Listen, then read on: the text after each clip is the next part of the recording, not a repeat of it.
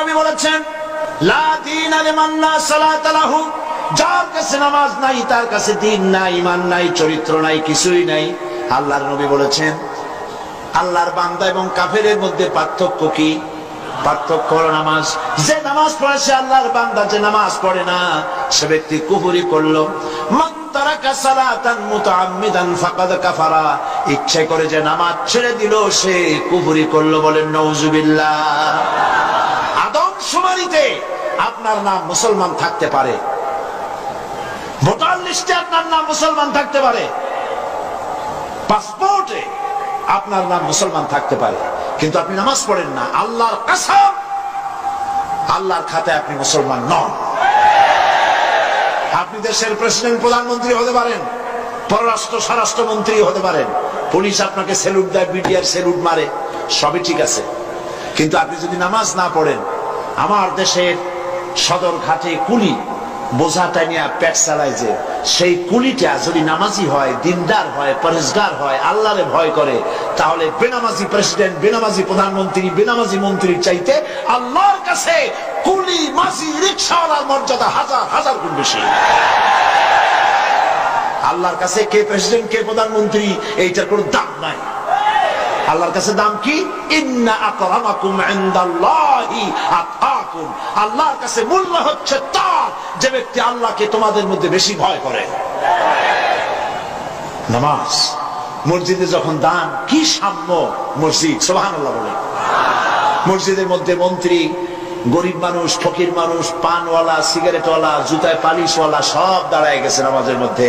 মন্ত্রীর সামনে এক পালিশওয়ালা, জুতায় পালিশওয়ালা দাঁড়ায় গেছে। মন্ত্রী কি বলতে পারবে, বেটা তুই জুতায় পালিশ করিস, আমি মন্ত্রী, তুই জানিস না?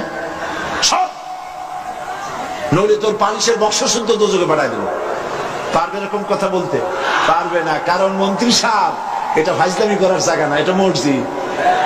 এখানে তোমারও যা মর্যাদা, ওই রিকশাওয়ালা, কুলি, মসজিদ, ফকির, ভিক্ষুক তার মর্যাদা সমান। বরং তুমি যদি বেনামাজি হও আর ফাঁকি দিতে নামাজ পড়তে এসে থাকো, তো তোমার থেকে ওর মর্যাদা বেশি।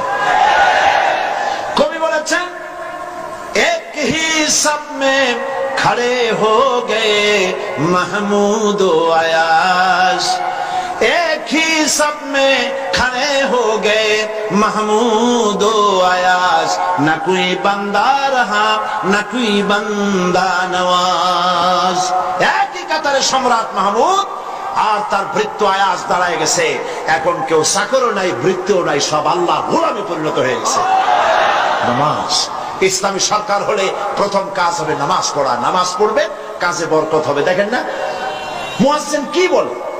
মুয়াজ্জিন আযানের ভিতরে বলে, হাইয়া আলাস সালাহ,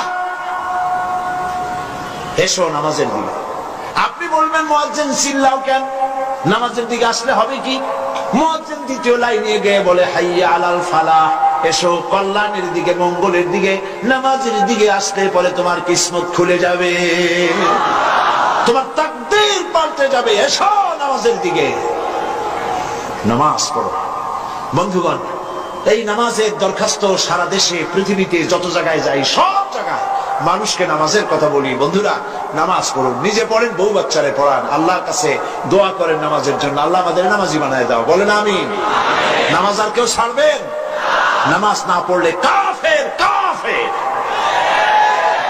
নামাজ না পড়লে মুসলমান বলে দাবি করার কোন হক, কোন অধিকার আপনার নাই। নামাজ জীবনেও আর ছাড়বো না, এই ওয়াদা করতে পারবেন? দুই হাত উঁচু করেন, বলেন ইয়া আল্লাহ, তোমার কোরআনের মাহফিলে তোমারে সাক্ষী রেখে দুই হাত উঁচু করে কসম করি, শপথ করি, ওয়াদা করি, যতদিন পর্যন্ত মালাকুল মউত আমার মাথার কাছে না আসতেছে ততদিন পর্যন্ত ফরজ নামাজ, ফরজ রোজা আর ছেড়ে দেব না, আর ছেড়ে দেব না, আর ছেড়ে দেব না। এবার চিৎকার দিয়া বলেন, ইয়া আল্লাহ, আজকের এই কসম, আজকের এই শপথ, আজকের এই ওয়াদা আমার মৃত্যু পর্যন্ত আমাকে পালনের তৌফিক দাও।